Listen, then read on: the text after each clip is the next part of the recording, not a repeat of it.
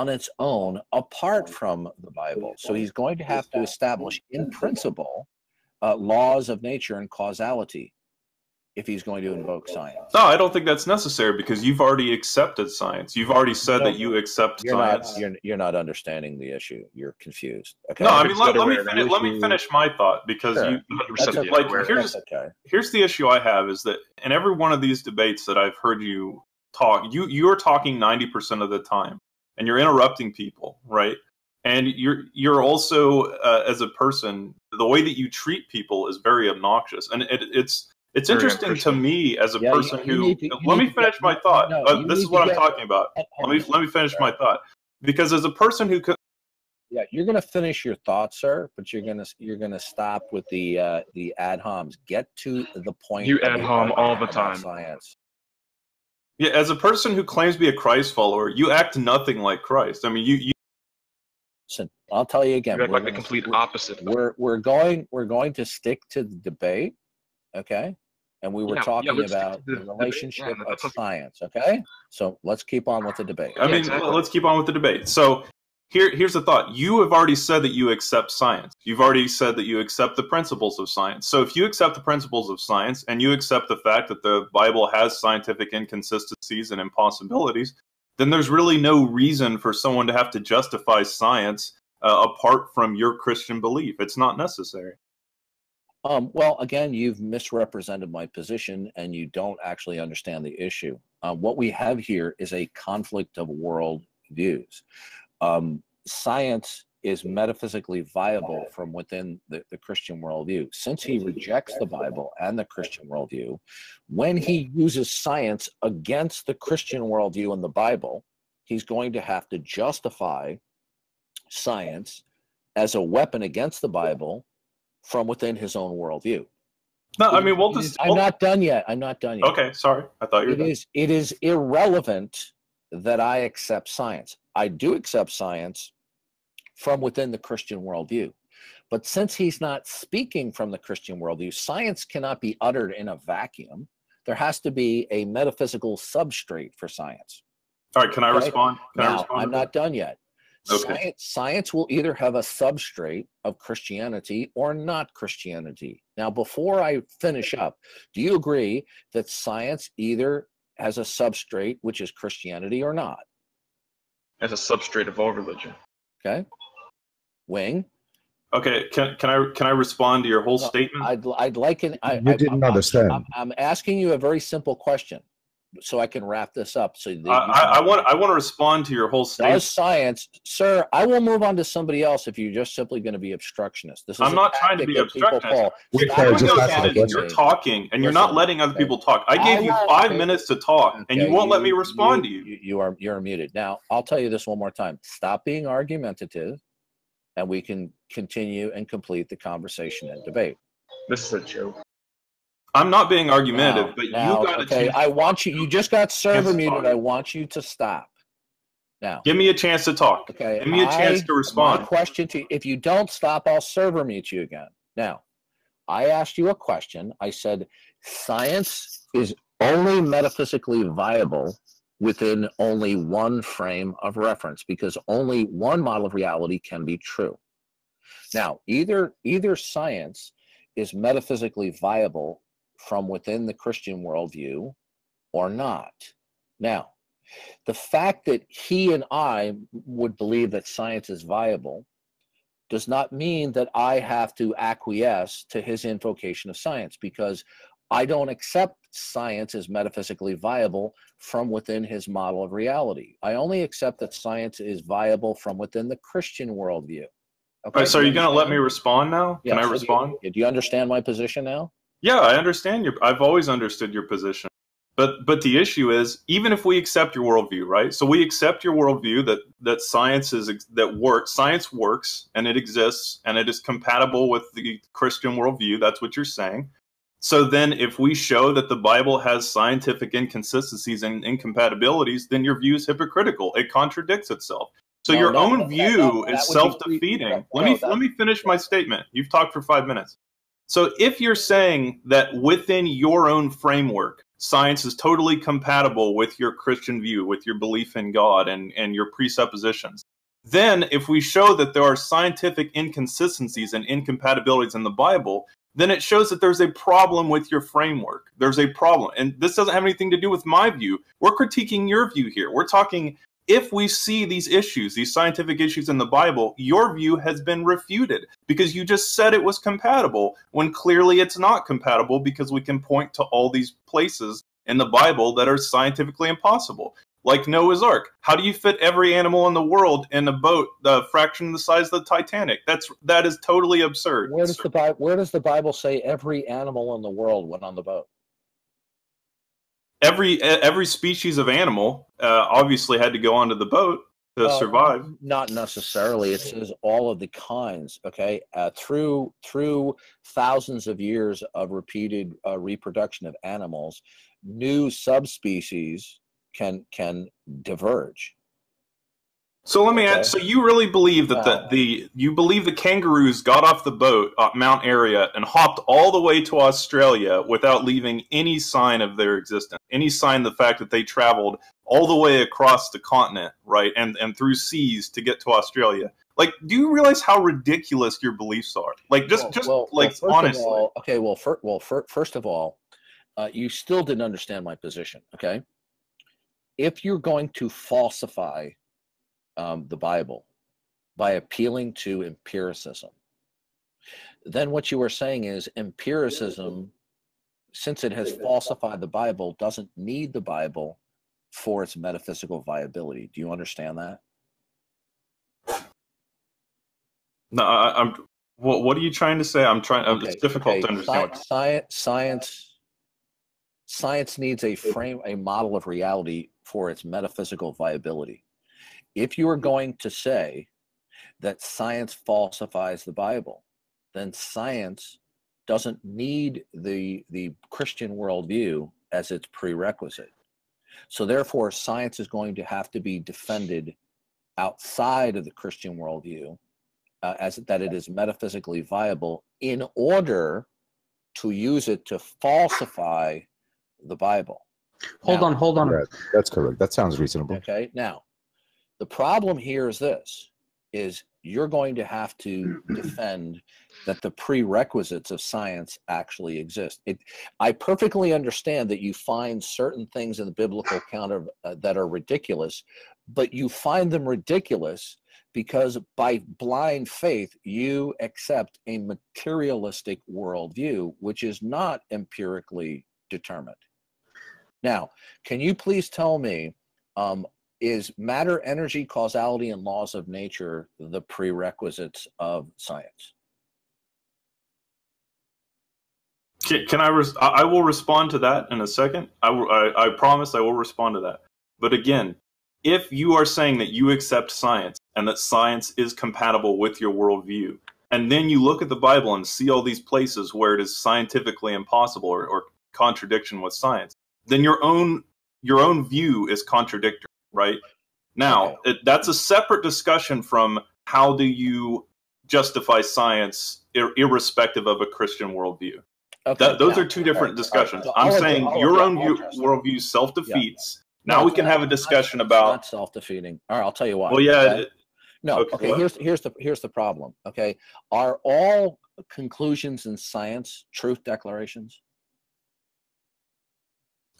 In science theories, theories are a declaration of truth. If there's a scientific fact, then here's the fundamental problem. You are ignorant of the basics in the philosophy of science.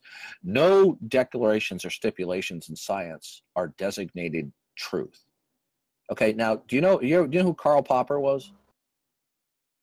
No, who's Karl Popper? You don't know? Okay, but you're familiar with science and you don't know who Karl Popper was? No, tell me. Okay, Karl Popper is probably one of the great philosophers of science within the 20th century. He's had a monumental impact and influence on the philosophy of science. Now, if you're going to be arguing for the efficacy of science, I'm surprised that you don't know that. Anyway, Karl Popper championed what is called the falsification criterion in science. Do you have any idea why he championed the falsification criterion? It is because no declarations in science or theoretical constructs are designated as verified or that they are truth. All conclusions in science are provisional and are subject to change, revision, and refutation, either by a future observation or a re-examination of the data. The reason why Popper championed falsification was because he identified that conclusions in science cannot be ultimately verified. If they can't be ultimately verified, then you cannot say that science makes truth declarations. Truth is a metaphysical concept, not an empirical one. Now, let me ask you this question. In empiricism, in the world of science, true or false, if you take a course in the philosophy of science, will they teach you that observations are inherently theory-laden? Hey, listen, but when... Wayne, I'm talking with somebody right now. Wayne? I'm sorry. Are all our observations in science inherently theory-laden? Are all observations theory-laden? What do you mean? In empirical endeavors, in empiricism, are observations inherently theory-laden? I don't understand the question. Well, this is a very basic concept in the philosophy of science. If you don't understand that, how can you come to the table here and tell me what is or is not science? Because you see, if all observations in empiricism are inherently theory-laden because of our web of beliefs, then any particular conclusions that are uttered out of the mouth of a scientist or a consensus of science, if they are inherently theory-laden, then how do they falsify another state of affairs? Because you see, in order to falsify something, you have to employ the law of non-contradiction, right, Wing? Yeah, of course. Okay, good. So in order to falsify X, you have to verify not X, right? Okay, sure. All right. So in science, do we have absolute verification? No, I've had this discussion before. Okay, Science. good. So therefore, if we don't have verification in science, what we have are tentative conclusions that may or may not be held in consensus.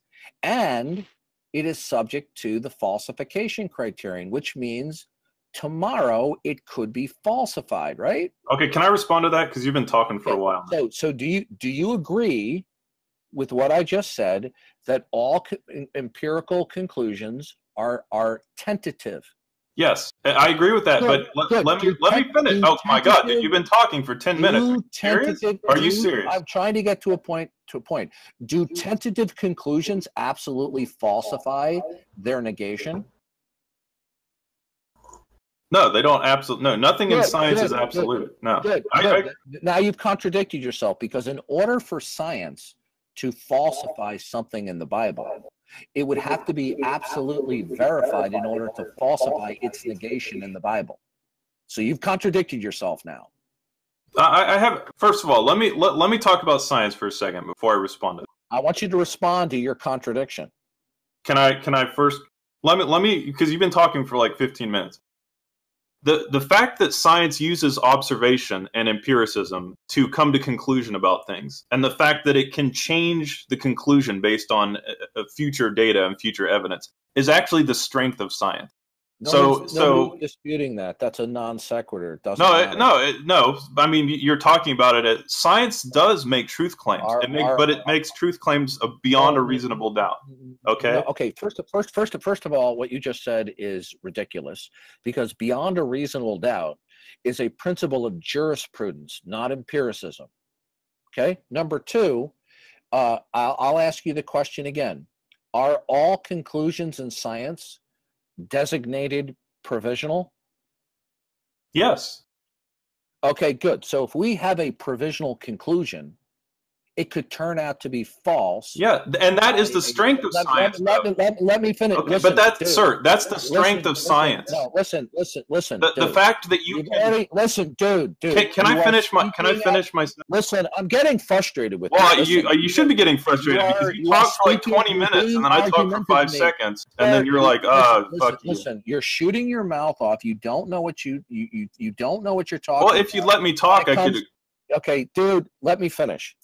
If all conclusions in science are provisional, then they may turn out to be false. Is that correct? That's the strength of science, Okay, that you sir, can change sir, the listen, conclusion listen. with I am evidence. trying to go through. Listen, what is frustrating dealing with you is I'm trying to go down discursive reasoning.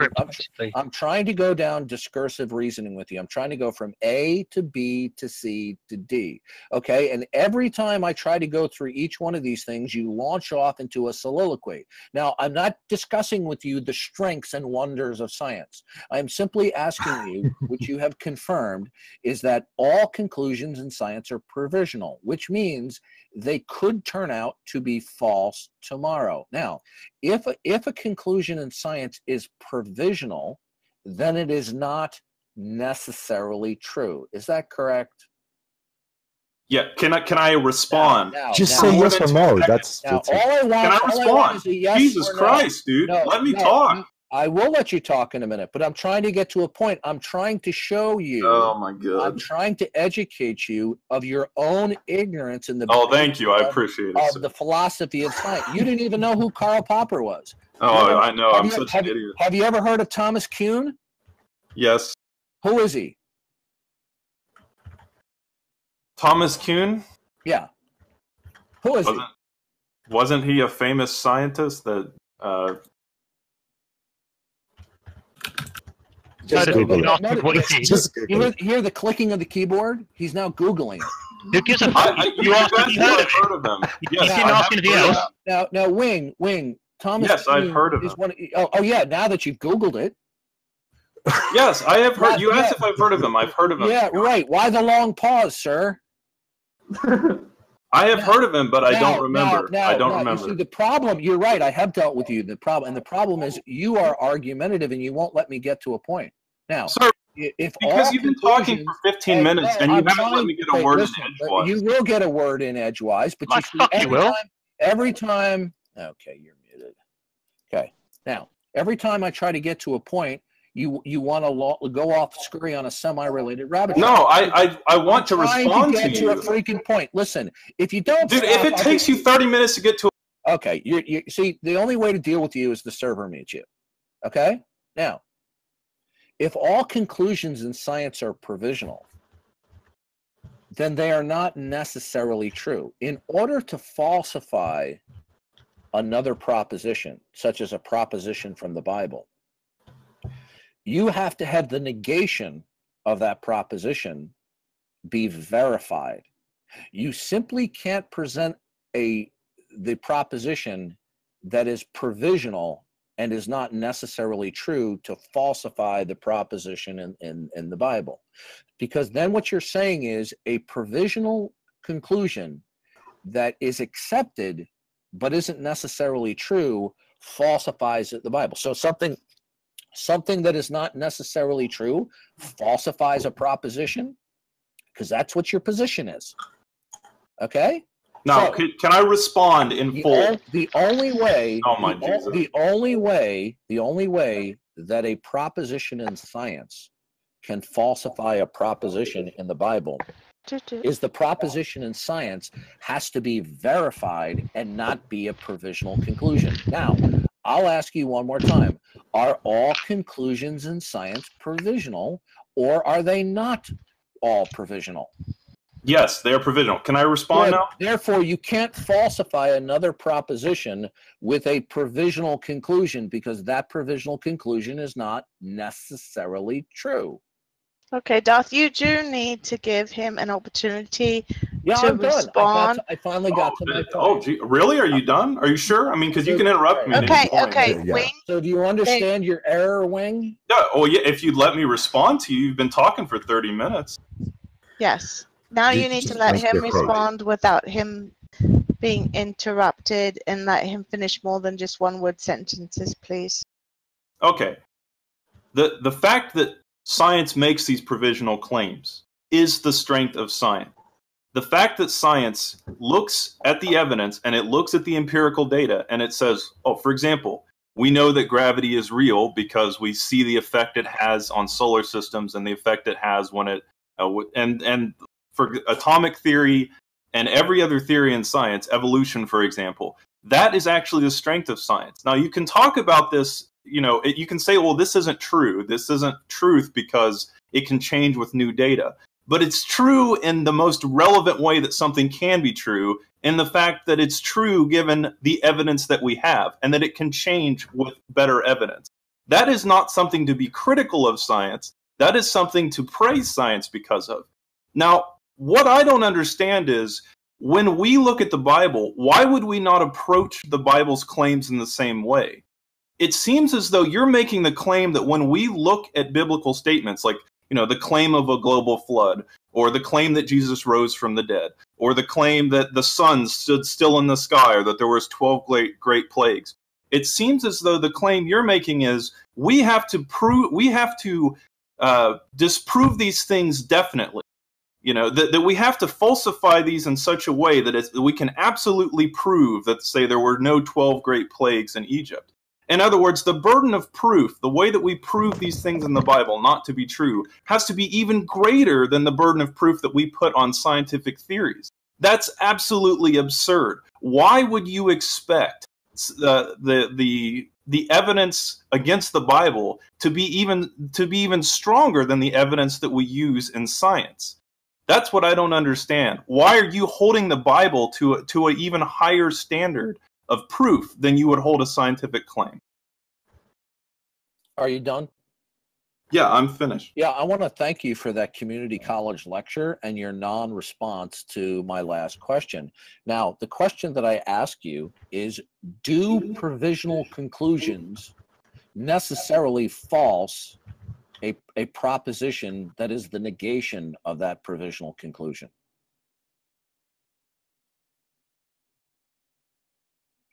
It's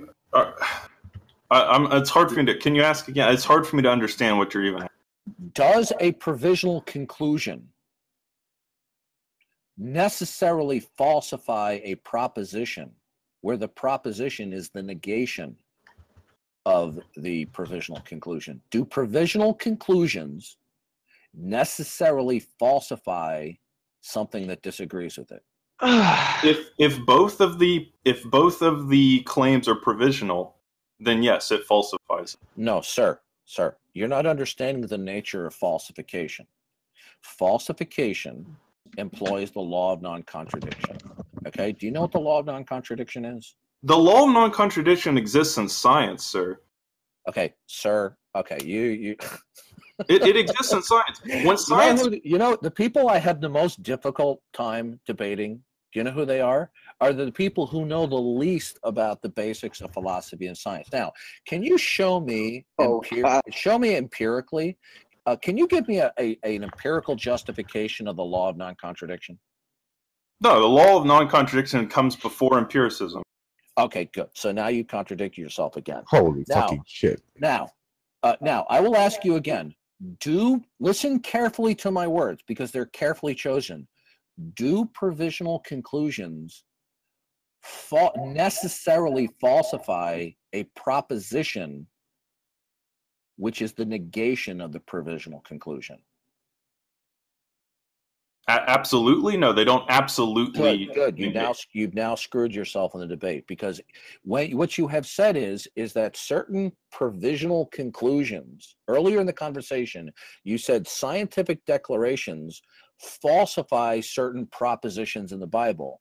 But since you have agreed that scientific declarations are all provisional in nature, you have now contradicted yourself, because you stated provisional conclusions do not necessarily falsify propositions of their negation. And let me ask you then. So hold on, I'm not done yet. So you have contradicted yourself now.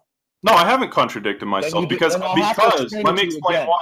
Because you don't understand. I just explained the Bible just as propositionally as I do the scientific claims. No, you're not, dude.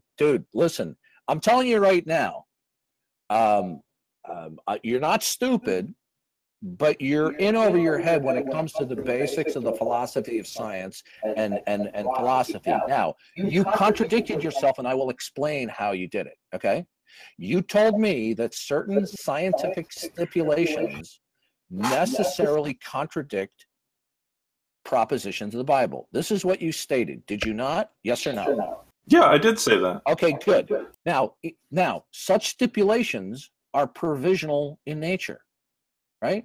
As are the stipulations in the Bible. They're just as provisional. Okay, listen, your problem is you don't know how to focus in the I am conversation. focused on what you're saying. You're being argumentative. Listen. I'm not being argumentative. Yes, you are. Now, you contradicted yourself because you said certain scientific stipulations necessarily contradict certain biblical propositions. But then in the latter part of the conversation, you stated that all scientific stipulations are provisional in nature. Did you not? Yes, I agree with that. Okay, good. Do all provisional conclusions necessarily falsify the proposition of the negation of the provisional conclusion? No, because that would mean that it couldn't be wrong. Right. Guess what? You've now contradicted yourself. No, I haven't. And can I explain why? I explained to you the second time I've explained. Can I explain why? Can I explain? Can I respond? Dude, I'm so frustrated at this point because I just explained it to you twice. Can I respond? Can I respond? Thank you for explaining. Can I respond? Because I don't see why the claims in the Bible should be viewed any less propositionally than the claims in science. You're not understanding. No, I said this before in the speech that you criticized. But what I asked is, why is the burden of proof on the Bible? You're changing the subject now, sir. I'm not changing the subject. No, sir. Again, I've talked with you before. I have the same problem every time I talk with you. No, we've never talked before. Listen. We've never had a conversation. Yeah, we have talked before because I know I've talked with you before. I know I have. Now, the problem here is I've explained it just like you know the Bible is true. I will explain it to you a third time, and maybe it'll take about 7 or 8 times. I will explain to you how you've contradicted yourself. Now, we'll go over it again. Do provisional conclusions necessarily falsify other propositions? No, they don't necessarily falsify the proposition. Good. That necessarily is the key word. They don't necessarily falsify it. Are all stipulations and conclusions in science provisional? Yes. Good. Then they don't necessarily falsify any other propositions. But if you view the propositions in the Bible as provisional, then you still don't get it. I just explained it to you a third time. Come on, man. Focus. Listen, dude, I just explained this to you one more time. Do provisional conclusions necessarily falsify propositions where the propositions are the negation of the provisional conclusion? Do provisional conclusions necessarily falsify other propositions? No. Good. Now you contradicted yourself because now what you have stipulated is that the stipulations of science do not necessarily contradict anything. Okay, but using that same logic, can I respond? Using that same logic. Before you go on, do you recognize now how you've contradicted yourself? No, I don't think I have. I have to explain it 5 times. Okay. If it will help you, I'll say yes. I've contradicted myself. If I can respond, then we'll say yes. I've contradicted. I don't want you to say yes. I want you to sincerely recognize how your position is self-contradictory. If you say that scientific stipulations falsify X, okay, well, X has to be verified and true in order for it to falsify X.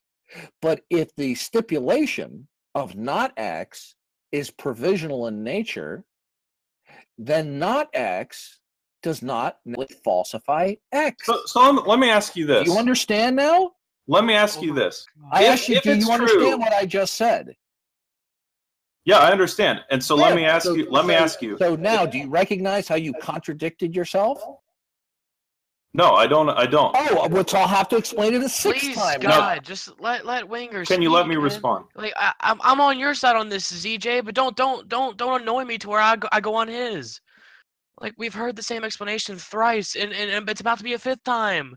Because if in science provisional statements cannot falsify others, then how could anything in science be known? I mean, how could for example, if we have a theory that's better than an old theory, a theory that replaces a theory. So, for example, the theory of evolution replaces an older theory of genetics, of how we understood things. How can something be false in science if provisional statements cannot falsify other claims? You're saying that nothing can be false in science? Are you saying that certain theories can't be better than others? No, because it seems what I'm saying to you is, in your non-Christian worldview, you don't have a basis for knowledge. What does that have to do with the conversation we've just been having? Why? That is a totally new claim that you just made. No, you just said knowledge is possible from a scientific perspective. Now, what I'm saying, when we speak, okay, we're not in a neutral standing area here. I'm speaking from the Christian worldview. You are speaking from not the Christian worldview. Now, you are saying that certain scientific stipulations necessarily falsify accounts in the Bible. But you have just contradicted yourself when you say that provisional conclusions do not necessarily falsify things in the Bible. But if in science certain provisional claims can falsify others, right? If a provisional claim, they're not verified, are they, sir? They're not verified, are they? What do you mean they're not? So you're saying gravity's not verified? Are you saying evolution's not verified? Dude, you need. See, the problem in my debate with you, and I've talked with you before. No, you haven't talked with me. We've never talked before. No, I've talked with you before. Okay. I know I have. The problem is you're not narrowing your focus. Your focus is too wide, and you're scurrying down semi-related rabbit trails. Now, in order to, I'm going to ask you a very simple question. How do you falsify something? How do you make a falsifiable claim? No. How do you falsify a claim? How do you falsify a proposition? You show that there's evidence that it's not true. Yeah, you show that there's so if I say that, for example, all birds have wings, right? I can falsify that by showing that there are birds without wings. That's incorrect, sir. The way That's wrong. What you just said is wrong. Okay, the way that you falsify a proposition is to verify the negation of the proposition. Do you understand? That's what I just said. That's exactly what I just said. Now, but you see, are conclusions in science verified?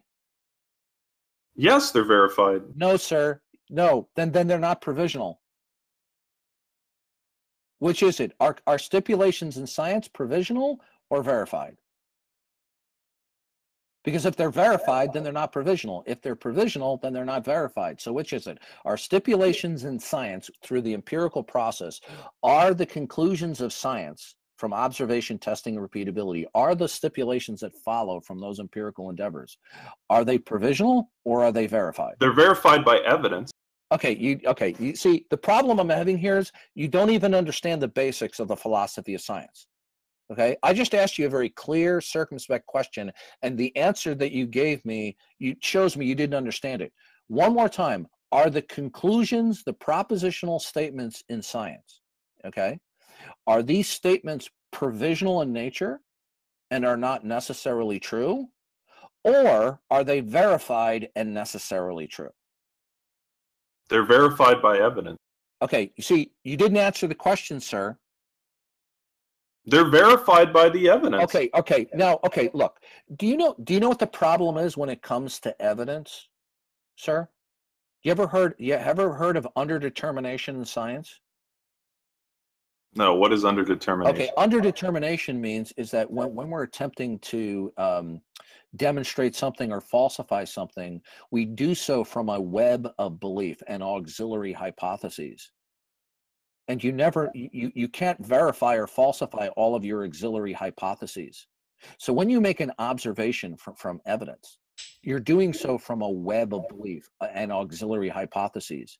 Is it possible, very simply, is it possible to verify or falsify all of your web of beliefs that are like spokes on a wheel that give rise to your singular observation given sense experience? The answer is no, you can't. Okay. So that's why conclusions in science are never designated as true or proven or verified. That's why they're designated as provisional because they could be falsified tomorrow. So a provisional conclusion may be accepted and spoken of as though it were verified or truth, but it is not necessarily true. In order to falsify X, you have to necessarily verify not X. But if you adopt not X in order to falsify X, and your adoption of not X is just simply provisional, then the adoption of not X is provisional. It's not verified. So all you're simply saying is when you hold forth a stipulation in science that is provisional, is that the provisional conclusion is inconsistent or at odds with the biblical proposition or scenario. But you haven't shown that the provisional conclusion falsifies the biblical proposition. All you've just simply said is the interpretation of the past, the retrodiction, are inconsistent with each other. You haven't shown that the scientific stipulation is necessarily true. And I just ask you, how do you falsify X? Do you have to show that not X is necessarily true? And you said yes. But you told me that science is not in the business of making statements of necessary truth, that they're stipulations that are provisional in nature. So a provisional conclusion in whatever endeavor may be at odds with something else, but since it's provisional, it cannot be said that it necessarily falsifies its negation. You understand now?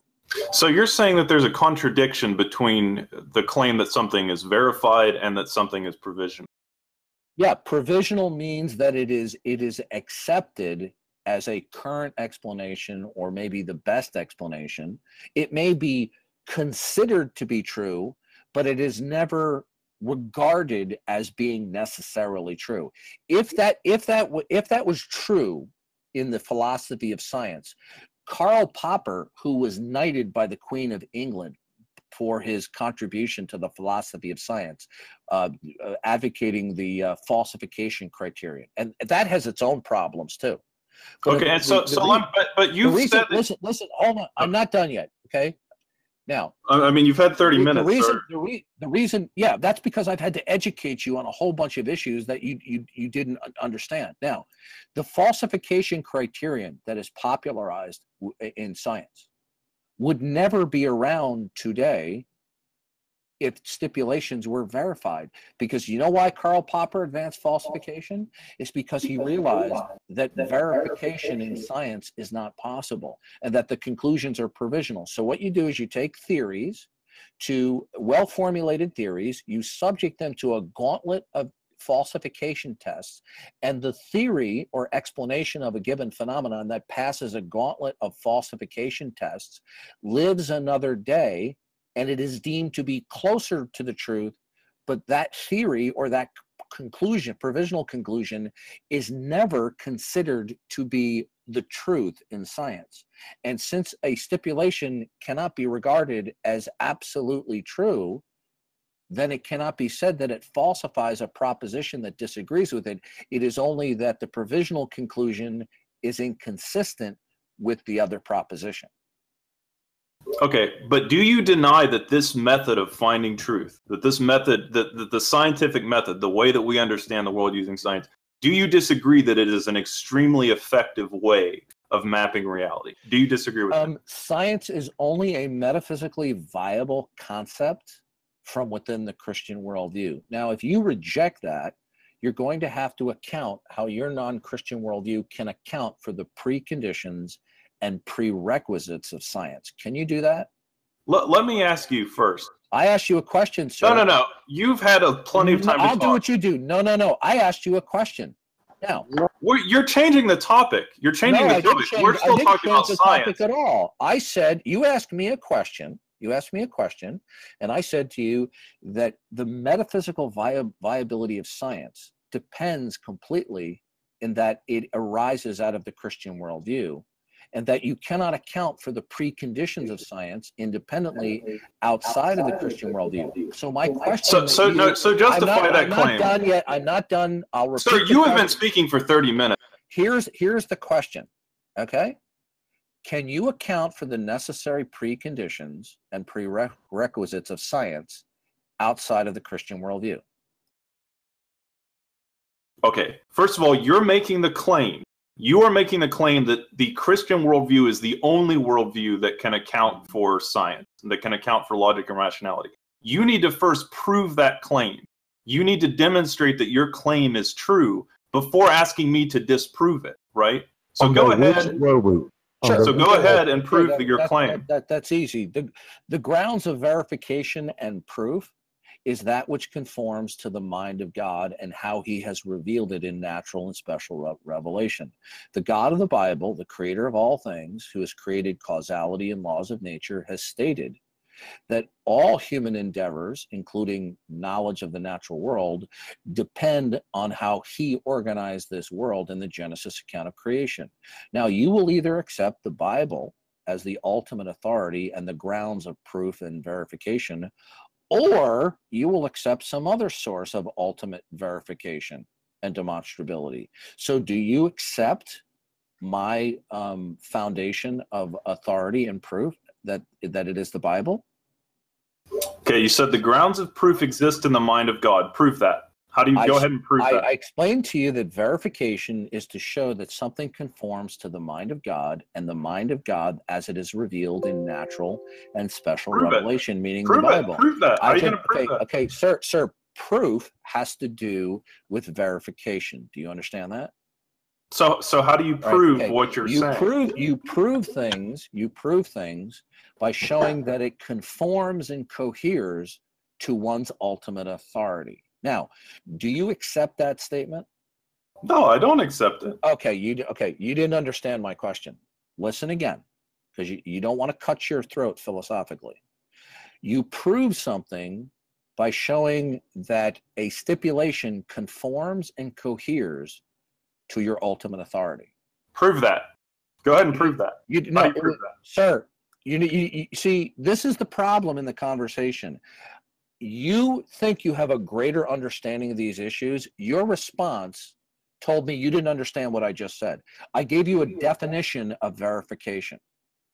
Now, proof and verification is that which conforms and coheres to one's ultimate authority. That sounds like your opinion. That sounds like your opinion to me. Now go ahead and prove your opinion. Now I understand what I'm dealing with here. You truly do not understand these basic scientific and philosophical issues. I mean, you're making a claim. Now prove it. I'm trying to explain to you. I'm getting forward to you a definition first. Okay? Proof and verification means that a stipulation coheres and conforms to an ultimate standard. Do you agree with that definition? No, I don't agree with that. Okay, good. Then if you don't agree that proof and verification is that which conforms and coheres to an ultimate standard, then how do you prove something? Are you asking me how I prove something? Yeah, how do you prove something if the stipulation doesn't conform to an ultimate standard? How would you do so without an appeal that the stipulation conforms to an ultimate standard? I would prove something with evidence and reasoning. Okay, sir. I have to be nice here right now. I don't think you're capable of that, but okay, keep going. No. The point. No, I really don't think you are. The reason why I'm so frustrated, okay, is there are people such as yourself who jump into these conversations. You're highly motivated, which is fine. Highly assertive, which is fine, but you're missing one thing. You are missing basic knowledge and basic philosophical and scientific concepts. Now, when you talk about evidence is going to be that there are causal connections, okay, that are the product of observation. So you're going when you talk about causal connections from an observation standpoint, you're going to have to verify that. What's going to be the ultimate authority? Is it going to be your sense perception, your reason? Will it be somebody else? proving things. Look, I'll tell you what proof is in your worldview, okay? Whether you realize it or not. Proving something is giving you a stipulation that conforms and coheres to your network of beliefs, especially your more foundational beliefs. Because how would you be able to prove something to you, wing flyer, if a stipulation didn't conform to your ultimate beliefs about reality? Would that be possible? How is that any different from what you're doing right now? Hold on a second. Your wing flyer, do you understand? Is if I I'd like a chance to respond. I mean, really, it'd be great if I could talk. If I prove something to you, am I not giving you a stipulation that will conform to your most foundational beliefs about reality? Are we not doing? Is that not exactly what you're doing? That's a question, sir. If I yes, and you're doing the exact same thing. Right, excellent. But you see, now you've contradicted yourself, because earlier I said to you, proof is that which coheres and conforms to an ultimate standard. Now, you said no, but now you said proof is that which conforms and coheres to your foundational beliefs. Are not your foundational beliefs your ultimate commitment? Oh, fuck. I would say my ultimate commitment is evidence. No, you're not. You see, this is the problem here, and I'm not trying to be mean here. You truly do not have a basic understanding of this philosophical issue. This is why I'm having problems getting through to you. I'll go over it again. You told me earlier that proof and verification is not what conforms and coheres to an ultimate authority or standard. Remember you told me that? Yeah. Okay, good. Now, but then I said to you just a minute ago, is proving something that which conforms and coheres to your most foundational beliefs? I don't view it that way. I don't think Sir, then tell me this. If proving and verification something to you is not me presenting a stipulation that conforms and coheres to your foundational beliefs, then what would my stipulation have to conform to if it is not your most foundational beliefs? A consensus of agreement. Holy shit! Holy shit! Dude, you really shouldn't be in this conversation. Okay, but can I respond now? Can I respond? Did you understand the blunder that you just made? No, if you would let me respond. You didn't understand the blunder you just made, dude. Sir, can I respond? Wait a minute. Okay, look, you've been talking for 20 minutes. Why don't you stop? Why don't you take a break? How did you determine that a consensus is correct, sir? How did I determine that a consensus is correct? Yeah. How did you verify that the consensus is correct? Did it conform and cohere to your most foundational beliefs? Well, did you need to give him a chance to explain? I understand that, Molly. It's just that he keeps on scurrying down these. I'm not trying to skirt anything, but you don't further down the rabbit hole. So the question is, Wing Flyer, is when there is a consensus proclamation, is it proven because it coheres with your foundational beliefs or not? When you say it's proven, do you mean do I believe that it's true? No, yes. Yes. No. I didn't ask you that question. I said to you, something is proven, I said, because it conforms and coheres to your most foundational beliefs. And you said, no, it's when it conforms and coheres to a consensus opinion. Yes, because I believe proof. Because God damn, dude, will you let me respond? Will you let me respond? Will you let me respond? Can I finally talk? How do you know the consensus opinion is correct? Does it conform to something? Can I talk? I know, Didi. I know you're impassioned with this. No, the guy's just stupid. Okay, so you're just insulting me now. What's so amazing? Let me please wait. Look, I understand that you. Hold on, Didi. I understand you getting passionate and whatnot, but I'm going to be honest with you. I'm feeling that you're not being really fair and charitable as far as letting him respond without cutting in. Regardless if you think he's stupid or not, if you're going to engage with him, you need to engage with him honestly and charitably and allow him to speak at least half as much is you have been allowed to speak. Okay. Do I get a chance to talk? Yes, please. I'm sorry I interrupted you. Okay.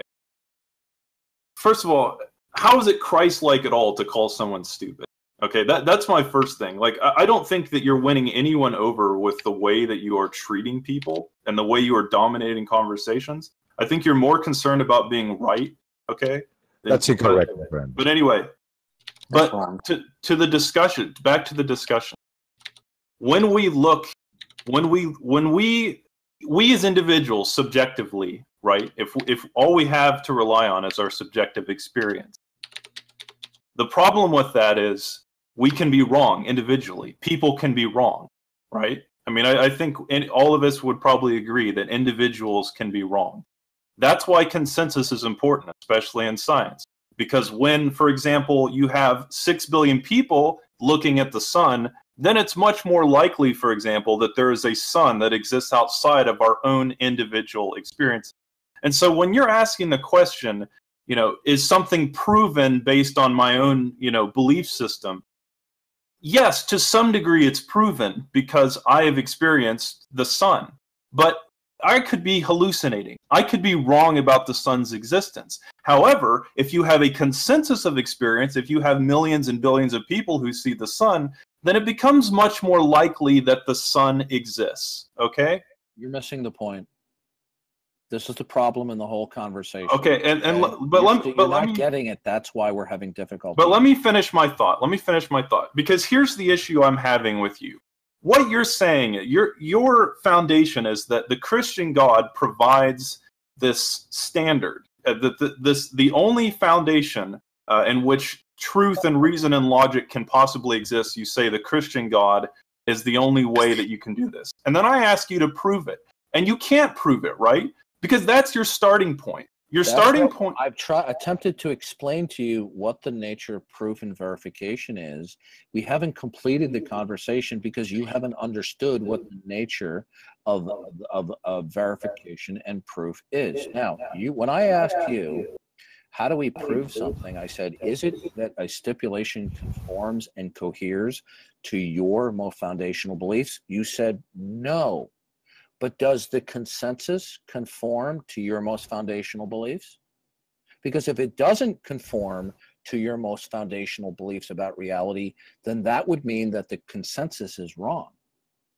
I could believe sir. I could believe something. I could have a foundational belief about something and be wrong. Do you see what I'm saying? That's not the issue. You see, I'm going to tell you right now, okay? The reason why I called you stupid is not because you're fundamentally lacking in intelligence. Is because you are willfully ignoring and disregarding me painstakingly working through this issue with you, and you're willfully ignorant, okay? Now, I'll try again. Proof is a stipulation that it conforms and coheres to one's ultimate standard. Now, you said no. Now, I'm going to ask you. Let me explain. I'm going to finish. Let me finish. Okay. I'm going to ask you a very simple question because we're going to smoke this one out. Is proof that which conforms and coheres to your foundational beliefs, or is proof that which conforms to the consensus? Which is it? I think the best form of proof we have is the proof that can be verified with evidence and with consensus. That's not what you just gave me was a slogan. Now, I will repeat the question again.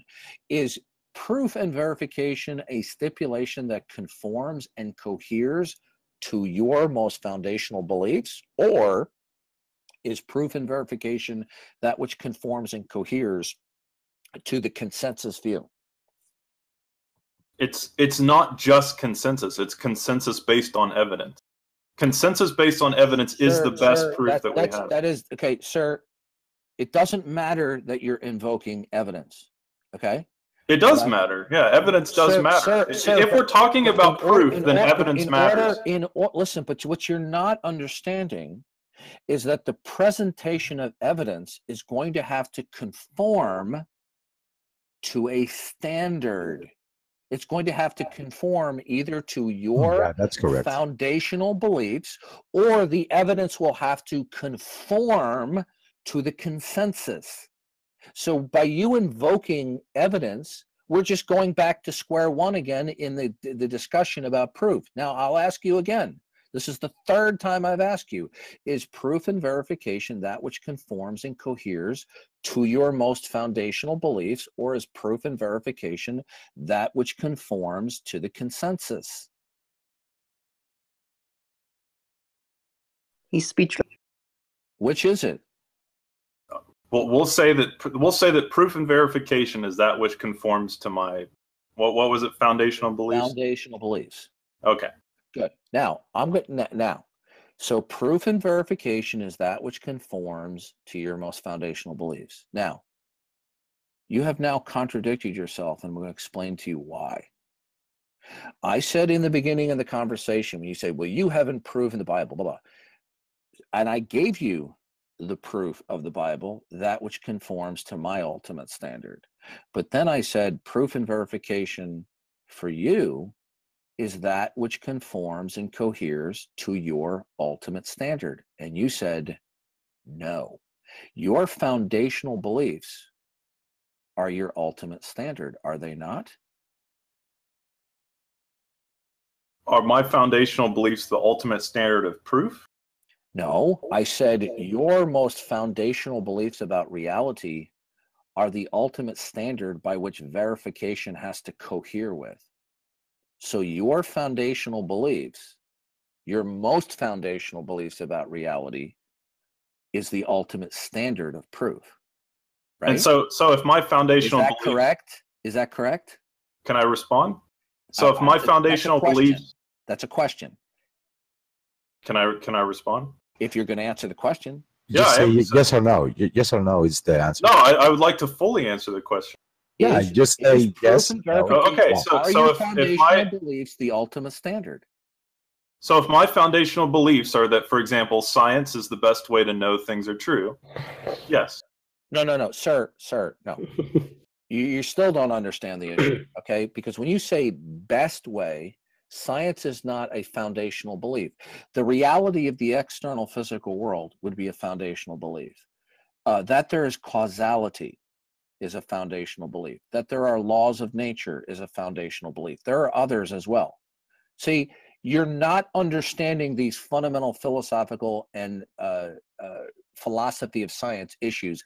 This is why we're having so many problems in the conversation. So the question to you is, sir, is proof and verification that which conforms and coheres to your foundational beliefs? You said yes. Now, my question that you didn't answer was this. Are your most foundational beliefs by which you prove things, are they the ultimate standard? I think for anybody, they're the ultimate standard. Okay, good. You've now contradicted yourself, because in the beginning of the conversation, I said to you, proof and verification is that which conforms and coheres to an ultimate standard, and you said no. No, and let me explain why. Because that is your foundational belief. No, I didn't stipulate. No, I didn't stipulate my ultimate standard. I just simply defined proof and verification as a definition. I said verification and proof is that which conforms and coheres to an ultimate standard, and you said no. No, I do say no. I do say no. No, because let me explain why. Again. Let me explain why. Because your proof, the beliefs that you have that act as your presuppositions are based on your foundational beliefs as well. You act as though definition, sir. We're not talking about my proof. We're not talking about my standard. We're talking about the definition of proof. I said to you, proof and verification is that which conforms and coheres to one's ultimate standard. You said no. But then when I asked you, is proof and verification that which conforms to your foundational beliefs? You said yes. I then said, are your foundational beliefs your ultimate standard? You said yes. So you have now flip-flopped And in the beginning, you said proof and verification is not that which conforms an ultimate standard, but now you're saying proof and verification is that which conforms to your foundational beliefs, which is your ultimate standard. That's a contradiction. I didn't mean to contradict myself, right? You, what you I'm said saying, you did mean it. But But you you did. Did you? it was an accident. Can I finish? Did you contradict yourself? No, I haven't contradicted You myself. haven't contradicted yourself, dude. You are totally you are. Let me clear. respond, please. Thank you. Because here's the reason I haven't contradicted myself. Because your foundational beliefs are also your ultimate standard. Because let me finish.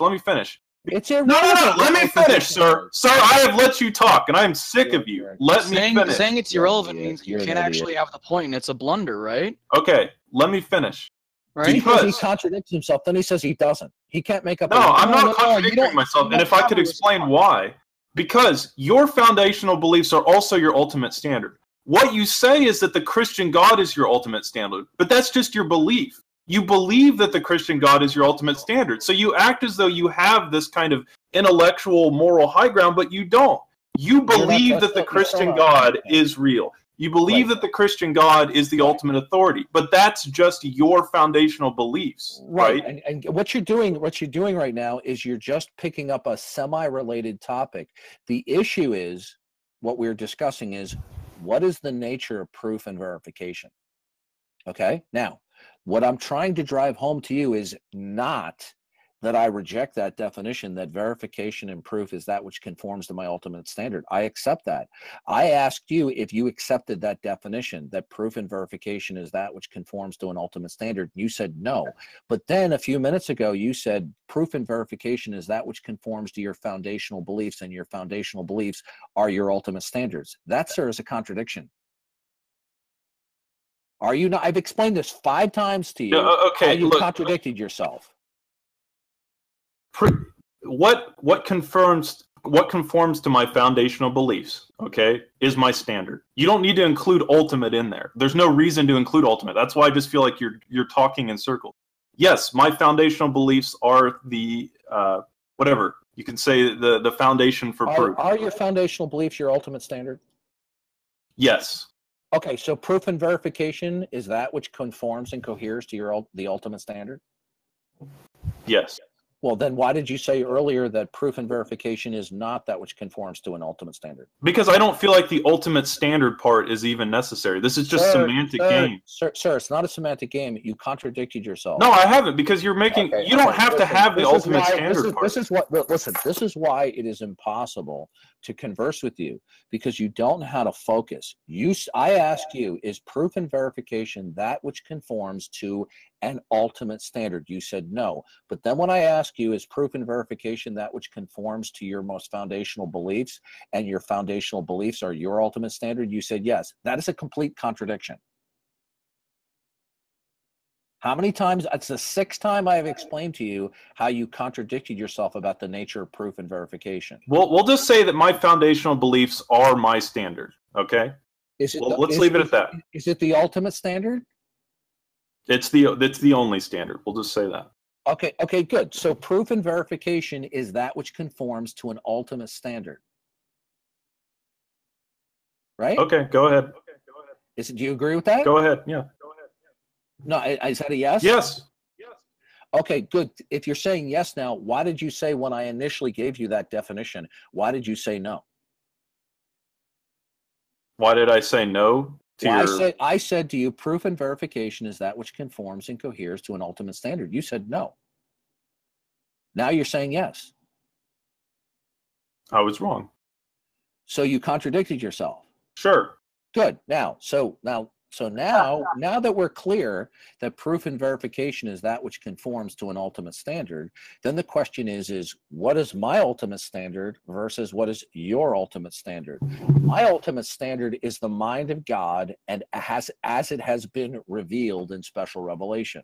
Now, if you say what proves the Bible is the ultimate standard, well, the Bible proves itself. Now, how does the Bible prove itself? Because God speaks infallibly and inerrantly when he gives revelation, and there cannot be an independent source of verification for the ultimate authority God. God is his own ultimate authority. His revelation. This is can I respond to this? I'm not done yet. Okay, I'm not done yet, because I already know what your objection is going to be. Now, if the ultimate standard cannot verify itself, then what verifies your ultimate standard? First of all, I don't agree that the Christian God is your ultimate standard. Let me finish. Let me finish my whole thought before you go on your rampage. No. When you answer my question, when you answer my question, if you do not accept, here's the question, and then I'll shut up. If you do not accept that the God of the Bible's revelation verifies itself because it is the ultimate authority, then how do you verify your ultimate standard, Wing? First of all, what I want to say is the argument that you just gave was completely circular. You said the Bible is true because God says it's true. God argues that God gave these revelations in the Bible and they can't contradict themselves. But second of all, I would make the claim that you are using, it is your foundational beliefs that the Bible is true and that the Christian God is real. And these are unfalsifiable beliefs, by the way. There's no way to, let me finish. There, in your worldview, there is no way to falsify the Christian God's existence because you have started from the point that the Christian God exists and the Bible is true. Therefore, no evidence and no data and no argument could ever possibly convince you otherwise. So there's that problem from the very beginning. Right. Your beliefs are totally unfalsifiable. Good. And second of all, they're just your beliefs. What you're doing is you're elevating yourself. You're trying to elevate your worldview as higher than everyone else's in a very circular way, right? But in the end, these are your foundational beliefs. We talked about foundational beliefs for a long time. And eventually I agreed with you. Yes, my foundational beliefs are the ultimate standard of proof. But these are also your foundational beliefs, that the Christian God is real, that the Bible is true, etc., etc. You're trying to elevate them as something more. You're saying, oh, these aren't just my foundational beliefs. God is my ultimate standard. No, that's what you believe, right? That's your belief. That's not your evidence. There's no evidence. Okay. Now, you raise the issue of falsification. Now, you made a very big mistake in introducing that concept. You're not aware of the mistake that you've made, okay? Now, is God or the God of the Bible unworthy of belief because it is unfalsifiable? Yes, I think it is. Okay, so God of the Bible, God is unworthy of belief because God is unfalsifiable in principle. Is that correct? Yeah. Everybody hear that? Yep. Okay, here comes the coup de grace. If God is unworthy of belief because he is unfalsifiable, then nothing can count as evidence for God, right? No, what? No. If God is unworthy of belief because he's unfalsifiable, then nothing can count as evidence for God. I don't agree with that. I don't see where you're going with that. Well, if something can count as evidence for God, then God is worthy of belief. If evidence that can be falsified, if evidence that can be falsified. Let me simplify it for you because you have a lot of trouble understanding things, even when I break it down for you. Now, is God unworthy of belief because God is unfalsifiable? If you cannot provide evidence for God that can be falsified. No, let me answer. If you cannot provide evidence for God that can be falsified, then no, he is not worthy of belief. Okay, good. Now, what observation could you have that would falsify your not God worldview that you were speaking from? I never said I came from a non-God worldview. God could exist. I'm agnostic. No, sir. That's a not God worldview. No, it's agnostic. God could exist. Sir, let me explain to you. Okay, this is a common mistake that agnostics make, right? Agnosticism is simply atheism light. Now, here's the problem. If we're talking about gold on Mars is not the ground of all being. I'm sure you would agree with that, right? I don't think the ground of all being is a term that's coherent. Okay. I think that's an incoherent term. It is a coherent term. It means that That which exists upon which all contingencies depend. That's a coherent definition I just gave you. Now, so gold on Mars, okay, let me rephrase this.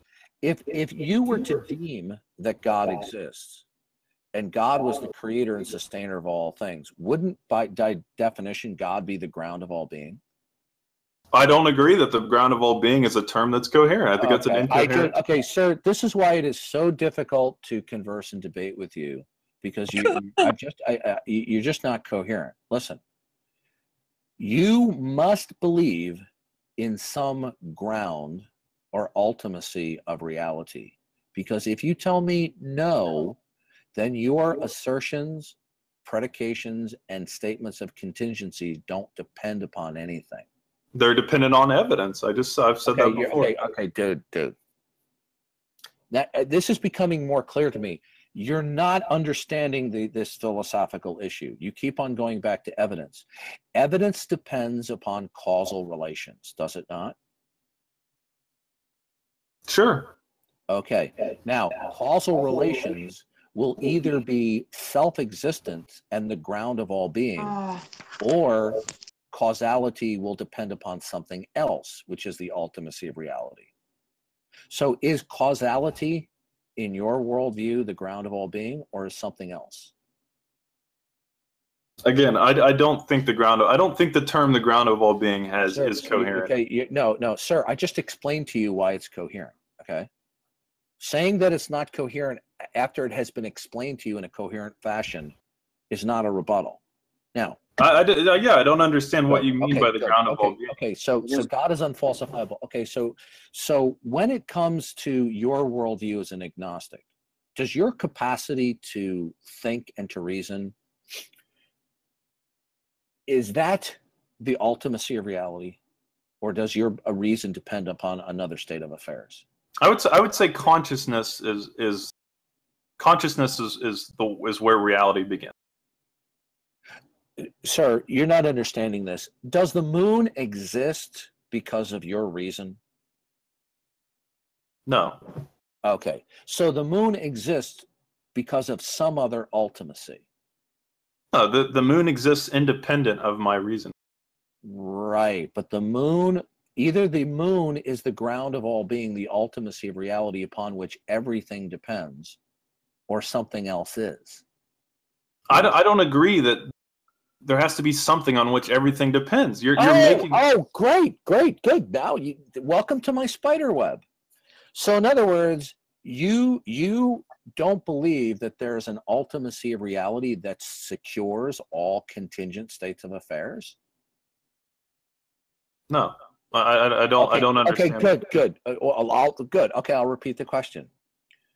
Is there an ultimate absolute nature of reality which is the foundation and secures what is possible and what demarcates what is impossible? If you're asking, is there a reality that exists outside of my reasoning? Yes, I believe there is. I didn't ask you that question. You see, this is the problem. In the last hour and a half, your inability to focus on my questions prolongs the conversation doubly of what it should have been. You give me responses or answers to question I didn't ask you. Now, is there an ultimacy or absolute nature of reality upon which all possibility depends? There is a reality outside of myself. We'll make that. Okay, so there is an ultimacy of reality? Yes. Okay. Now, would you be able to reason if it were not for that ultimacy? Would I be able to reason without the ultimacy of reality? Mm-hmm.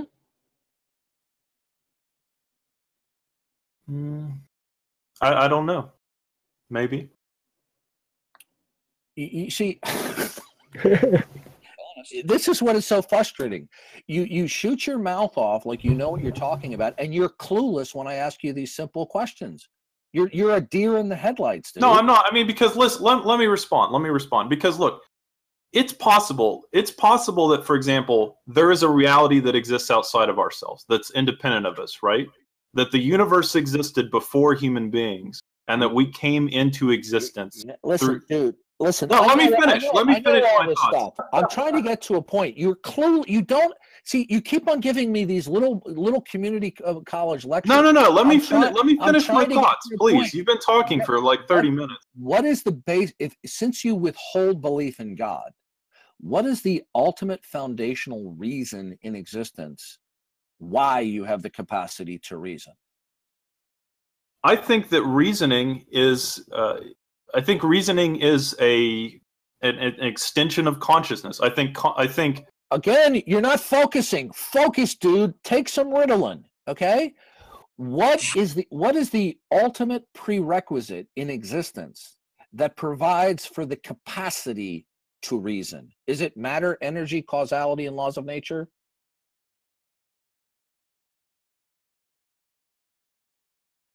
So you're asking what gives human beings the ability to reason? Is that what you're asking? Is reason is not the ultimacy of reality. Reason is a contingency. It is a process. It depends upon other states of affairs for its nature, for its process. Since reason is not the ultimacy of reality, something else must be. Okay? Now, you have deemed that God is unworthy of belief. Now, what is it foundationally that exists that provides you with the capacity to reason? Is it matter, energy, causality, and laws of nature? No, I think reasoning is a product of consciousness. I think that conscious beings. You just gave me the same, dude. You just gave me the same answer to the same question I just asked you twice. Now, just because you don't listen, let me finish. Let me respond to you. Do you think I repeated the question in order to hear the same silly answer? No, let me respond to you. You've been talking for forever. Let me respond. I'm waiting for an answer. I'd like to give an answer. You have to let me respond. Dude, you don't know how to focus on your interlocutor's questions. I'm trying to focus. If you'd let me respond, you have been dominating this discussion for an hour and a half, and then anytime I try to respond to you, you go off topic. You're not answering my questions. Blah blah blah blah blah. Listen, dude. This is not. See, look. This is why I do not. Go off topic. No. Let me finish. Let me finish. This is why I do not like this format, because what we have been doing for an hour and a half is that you have just been asking me a series of questions over and over and over. And then if I don't answer the question in the way that you find, in the way that is impressive to you, you go, oh, you're wrong, or you're off topic, blah, blah, blah. I have not had a chance to explain my position well. That is absolutely true. That is absolutely what's been going on here. You know what? I'm gonna make note of here that if you use the same name, I'm gonna avoid you like the plague. You do not have the capacity to focus on what I am saying to you. Every time I speak to you, whether I make an assertion or I ask you questions, your response is to go down some semi-related rabbit trail. Now, I'll ask the question again. Now, what is the ultimate reason why you have the capacity to reason? Is consciousness. I've explained that consciousness gives the ability to reason. Listen. You're not understanding the nature of the question. Is consciousness an emergent property of your neurology?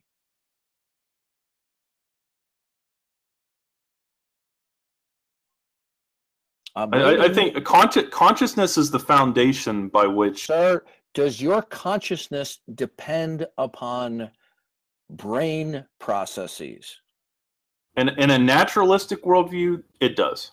No, I'm asking you, does your consciousness, does your reason depend on certain prerequisites such as neurology? No. No, I'm not gonna. No. Okay. Does everybody see the problem now that we're dealing with here? Yes. Yes. Anybody in the room not see the problem? Well, you kind of beat it into him until you got the answer he wanted. Okay. He just said that his consciousness doesn't have the prerequisite of neurology. This is what he just said, everyone. Ultimate. Wingflyer, I got a Wingflyer really quick. Now I understand why I've had such a difficult time. Now it's become clear to me. You don't have the foggiest idea of what you're talking about, but you're shooting your mouth off in a very opinionated and assertive way when you are in a total fog about these issues. No, it's not. I mean, this is a position, right? Okay, good. So your consciousness doesn't depend on neurology. What does it depend upon? Consciousness is the foundation of experience. What does your consciousness depend upon if it's not neurology? What is it? No, consciousness is the foundation of experience, sir. You see, hear that, everybody? I ask him a question, and he gives me an answer to a question I didn't ask. because your question is incoherent. Consciousness is the foundation for experience. He didn't ask you what consciousness is. He's asking you are totally. See, this is why. And by the way, you said that I've never talked with you before. I have talked with you at least 3 other occasions. You just we've never talked before. Sir, Have you ever talked with Darth Dawkins? No. Okay, sir, listen. I have no idea who you are. I have spoken with you before. You don't remember it. Okay, listen. When was one more this? time, sir, listen to me. I asked you a question. The answer you gave back to me wasn't an answer to my question. It was a response to another question. Now, your consciousness, if it doesn't depend upon its existence, upon neurology, then what does your consciousness depend upon for its processes? And in my view, consciousness is the foundation for existence. I mean, that's not okay, sir. Again, you see, everyone, do you see what I'm saying here? This is why I haven't gotten anywhere in 2 hours here. You're totally a deer in the headlights. Listen, do you understand?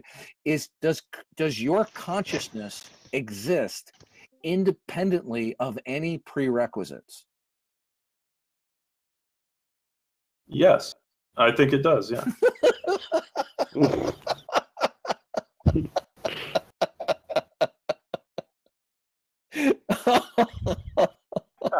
Ending everyone's argument.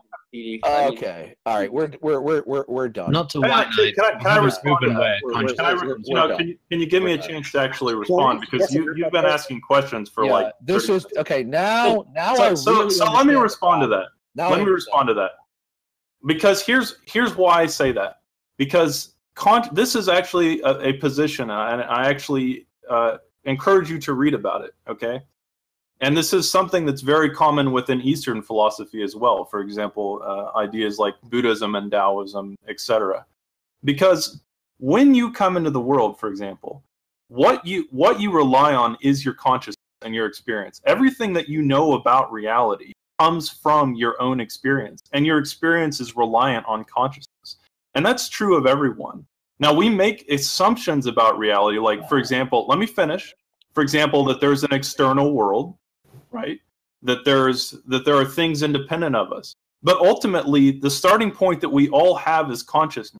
And so if you are asking me to justify consciousness, if you're asking me to say, you know, what's your foundation for consciousness? How do you justify that you're conscious, blah, blah, blah. Consciousness is where we begin, right? I mean, we all come into the world. You're against abortion? Listen, all you're simply doing is you are repeating a community college lecture. Now, I'm going to ask you a very simple question.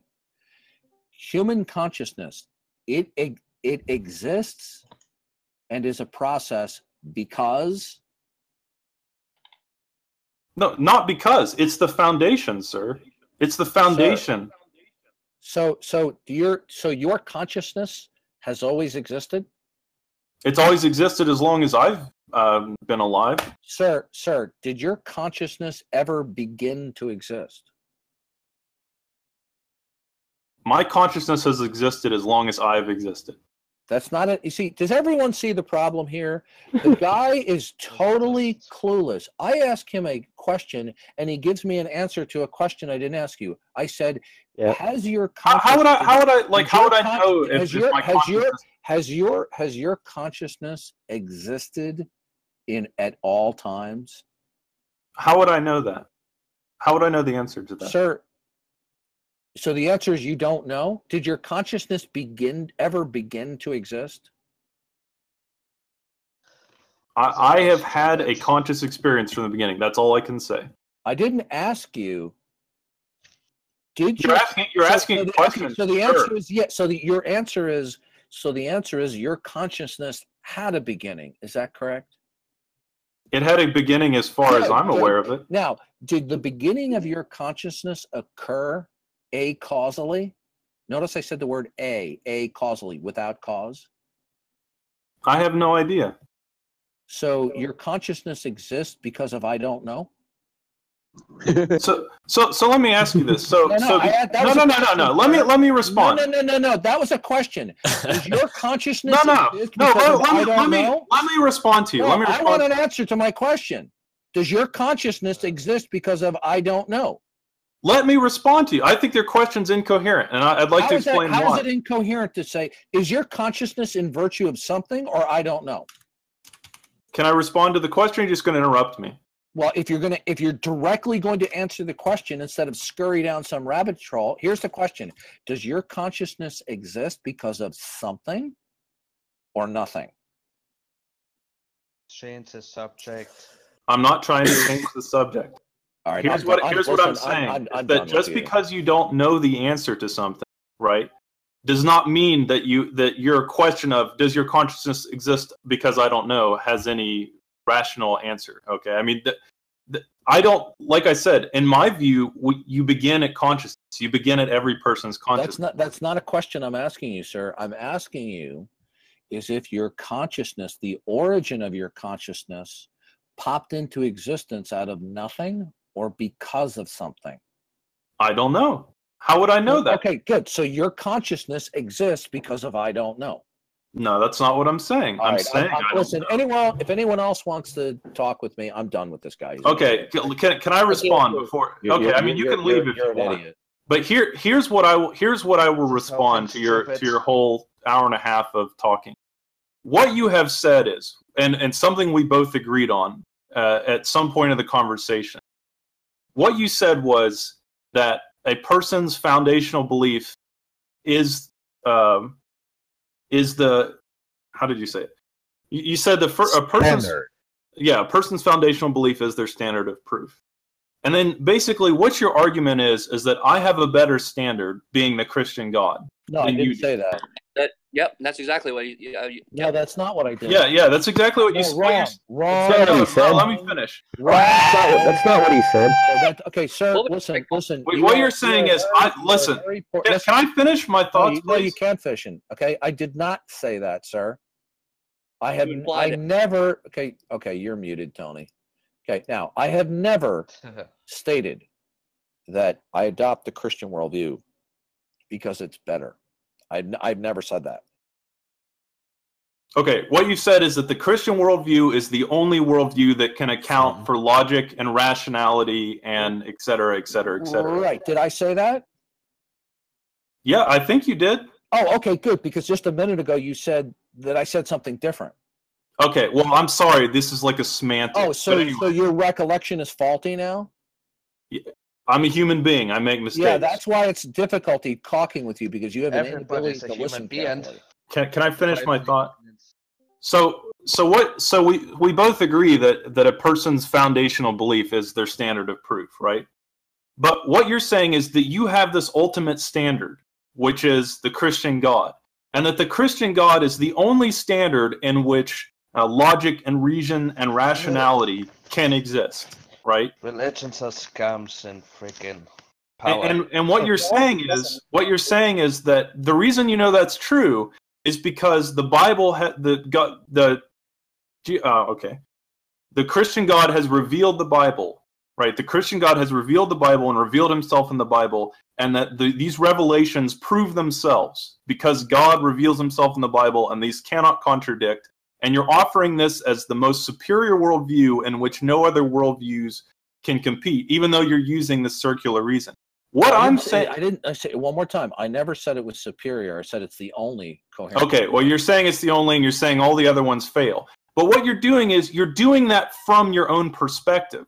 You're doing that by saying, look, I know the Bible is true. I know that the Christian God is real. And you're saying, because I know all this is true, I can look at all the other views and say that mine is better, that mine is the only one that works.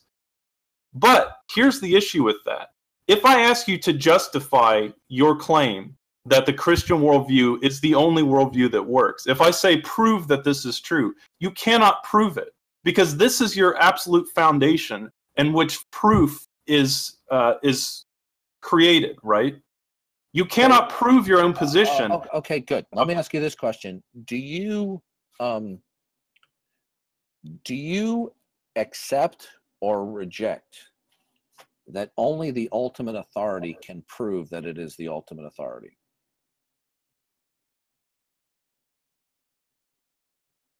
That the ultimate authority verifies itself. Do you accept or reject that? That the ultimate authority verifies itself. That which is the ultimate authority verifies that it is the ultimate authority. Do you accept or reject that? How can I reject that? How can evidence verify itself? Okay, here's the problem. Okay, all right. Listen, I'm not trying to be mean. Okay, but you are totally clueless in understanding this issue. Now, yeah, I think that's a problem. Okay, I'm not trying to be mean. All right, I know I was getting irritated with you before, but it's become totally clear to me you don't have the foggiest idea of what you're talking about. Here's where you're mistaken.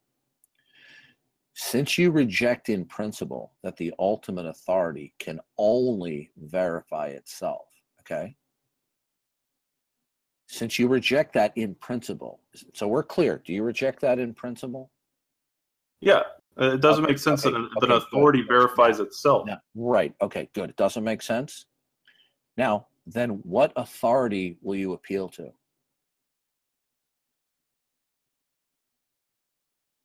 What authority other than the ultimate authority? If an ultimate authority doesn't verify itself, then what authority will you appeal to verify the ultimate authority?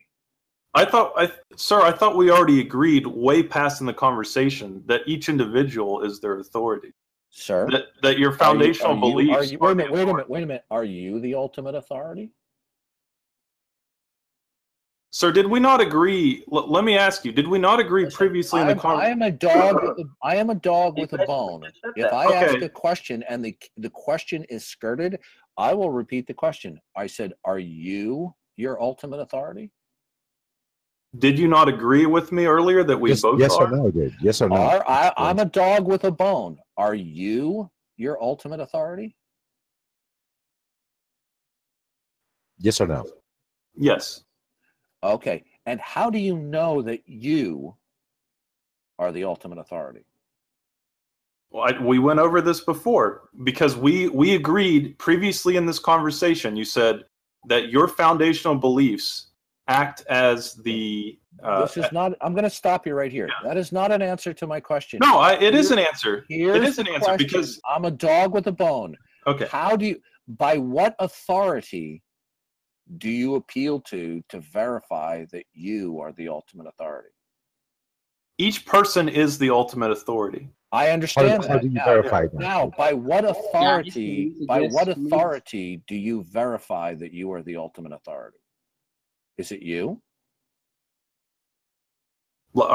Me personally, what authority would I use? I would use science. Wait a minute. Listen to me.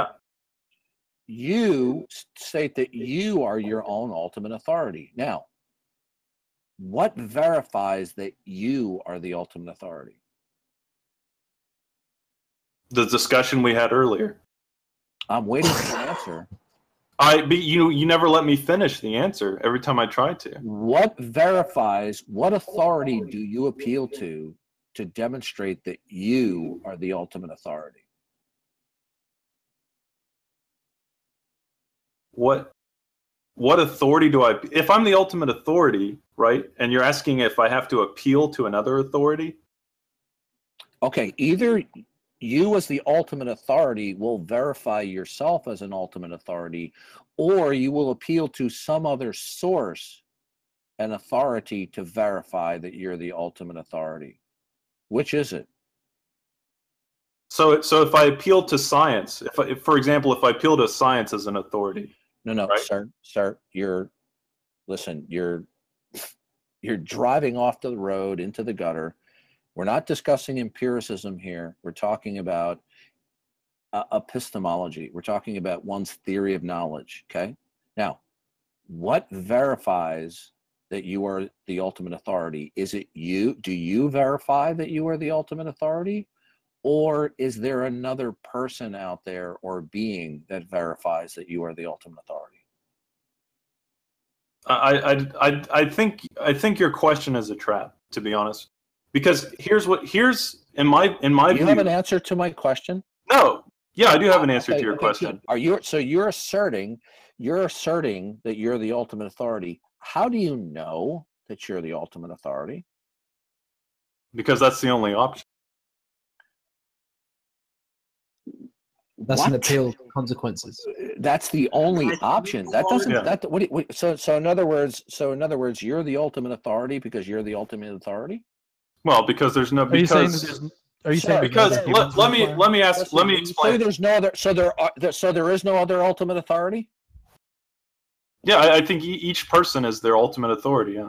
Okay, you're not understanding this. This is why we have such a difficulty in the conversation. What the fuck? When you tell me you are the ultimate authority, how did you determine that you are the ultimate authority? Did you decide that, or did somebody else? No, it's the only possibility. It's the only option. Did you decide that? No, it's the only. Yes, because I'm the authority. So how can what happens when two ultimate authorities disagree? Then there's just a disagreement between them. Then how can they both be the ultimate authority? They're both their own authorities and they disagree. You are totally clueless and a deer in the headlights, sir. I mean, you say that, but here's the thing. This is why. No. Let me respond to you, right? Let me respond to you. Talking with you, I have more intelligent conversations with 14-year-olds than with you. Okay, can I respond to you? Earlier in this conversation, you said that proof is provided by each person's foundational beliefs, correct? Is that not? I gave you, no, that's not what I said. I gave you a definition of verification. I said a definition of proof and verification is where a stipulation conforms and coheres to your ultimate standard. I give you a definition. Okay, and the definition was that proof is what is coherent with one's foundational beliefs, right? Is that what you said? Proof is a stipulation that it conforms and coheres with your ultimate standard or your foundational beliefs. Okay. It doesn't contradict it.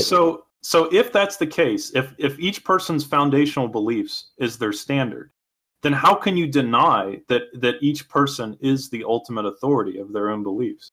How can you deny it? In virtue of the law of non-contradiction, A cannot equal not A. How is it contradictory to say that? When two people disagree on something, as in the course of, like we right now, if I'm the ultimate authority and you're the ultimate authority and we disagree, can A and not A coexist? If two people disagree, right, that doesn't mean that one of them can't be correct. I'm gonna tell you a little clue about yourself. In this entire conversation, with relatively few exceptions, when I have asked you a simple, clear, and circumspect question, you come back with an answer which is not an answer to my question. I asked you, can A and not A coexist at the same time in the same sense? No. Okay, so what happens when ultimate authority A contradicts ultimate authority B? Then there's a disagreement. Oh my God. Is one of them wrong? From their own perspective? Okay, okay. Anyone else want to converse with me? I'm done with this guy. This guy is certifiably. ZJ, I got a question. So does he? Maybe you should get him to define ultimate authority, because in his eyes, he doesn't get that ultimate means there's nothing above it or equal to it. Romans. I've already spent almost 2 hours with this guy, and I shouldn't have wasted a half an hour on him.